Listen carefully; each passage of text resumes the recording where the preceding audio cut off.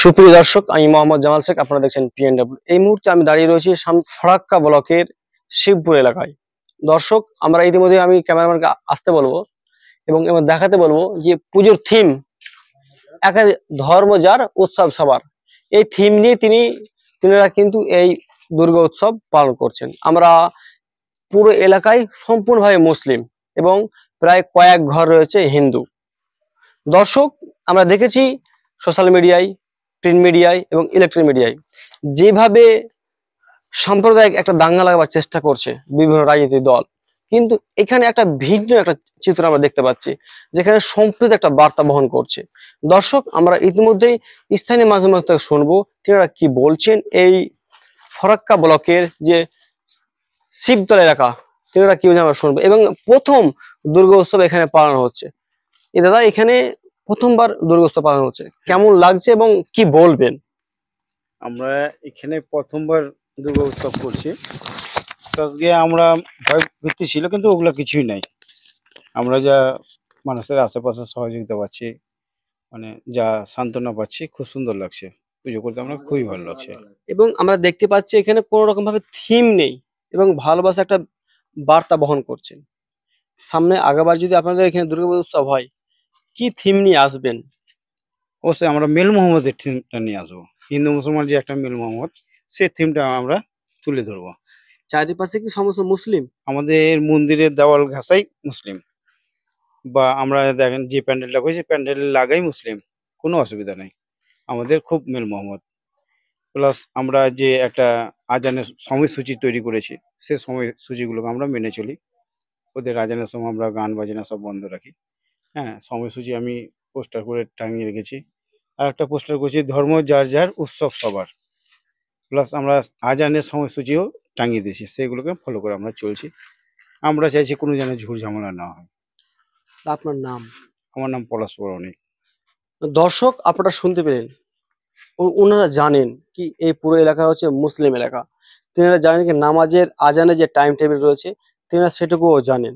তাই যখন আজানের টাইম টেবিল রয়েছে, তিনারা কিন্তু সে সময় গান বাজনা বন্ধ করে দেন। তার কারণ হচ্ছে এটা হচ্ছে ভারতবর্ষ, সংবিধান অধিকার দিয়েছে কি, এটা যে ভারতবর্ষ, যেহেতু তোমার সংবিধান তোমাকে অধিকার দিয়েছে, তুমি তোমার ধর্ম পালন করতে পারো, কেউ তোমাকে বাধা দিতে পারবে না। তাই আজকে যে এখানে এসে আমি সত্যি বলছি, আমার গায়ের লোমটা দাঁড়িয়ে যাচ্ছে। এখানে এত ভ্রাতৃত্ববোধ, এত সম্পর্ক, সত্যি অসাধারণ। এবং সত্যি কোনো থিম নেই, কিন্তু যে দুর্গা মা রয়েছে আপনারা দেখতে পাচ্ছেন, কোনো থিম নেই, কোনো কিছু নেই, কিন্তু তারা যে পালন করছে, তারা যে উৎসব পালন করছে, এটাই অসাধারণ। মুসলমান রয়েছে, তাদের ব্যাপারে কিছু বলবে? কি বলবো? তোমার সাথে সম্পর্ক কেমন? সম্পর্ক ভালোই। ভালো। খাওয়া দাওয়া হয় একসঙ্গে? হ্যাঁ, খাওয়া দাওয়া একসাথে হয়। ঘোরাফেরা কত হয়? বন্ধু ঘোরাফেরা হয়, একসাথে খাই হোটেলে সব হ্যাঁ। বন্ধু বান্ধব একসাথেই খাই। এবং আরেকটা দেখতে পাচ্ছি এখানে ভালো একটা ব্যক্তি রয়েছে, তিনাকে জানবো। এই যে দাদা, আপনাদের এখানে দুর্গা উৎসব হচ্ছে এই প্রথমবার, এই নিয়ে আপনাদের কি মন্তব্য রয়েছে? প্রথমবার আমরা দুর্গা ঠাকুর উঠিয়েছি, আমার খুব ভালো লাগছে এবং এলাকাবাসীদের খুব ভালো লেগেছে।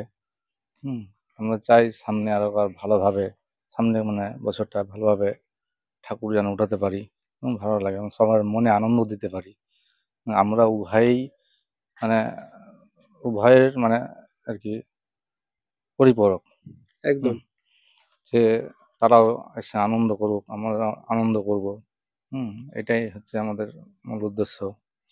যেন এখানে একসাথে সবাই মিলে থাকতে পারি। আপনার নাম? আমার নাম দীপঙ্কর দাস।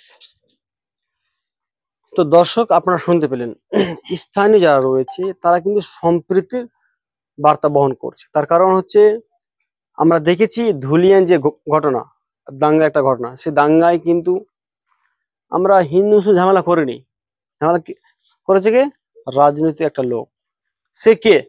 আমাদেরকে কিন্তু চিনতে হবে, যেন কোনো রকম ভাবে দাঙ্গা না হয়, কোনো রকম ভাবে কোনো ঝামেলা না হয়।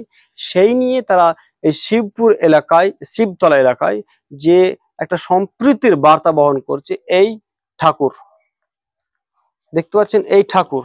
তার কারণ হচ্ছে এই দুর্গা যখন আমাদের এখানে আসে, আমাদের বার্তা বহন করে কি, শান্তি সম্প্রীতি বজায় রাখার জন্য। তাই আমি আপনাদের সাথে বলবো যেন এই শামসেরগঞ্জ সুতি ফরাক্কা এলাকায় যেন সম্প্রীতি বজায় রাখে, এটা আপনাদের কাছে আবেদন করবো। সুপ্রিয় দর্শক, আমরা এখান থেকে আমি ভিডিও শেষ করছি। ভিডিওর কোন পার্টটা ভালো লাগছে অবশ্যই আপনারা কমেন্টে জানাবেন। ধন্যবাদ।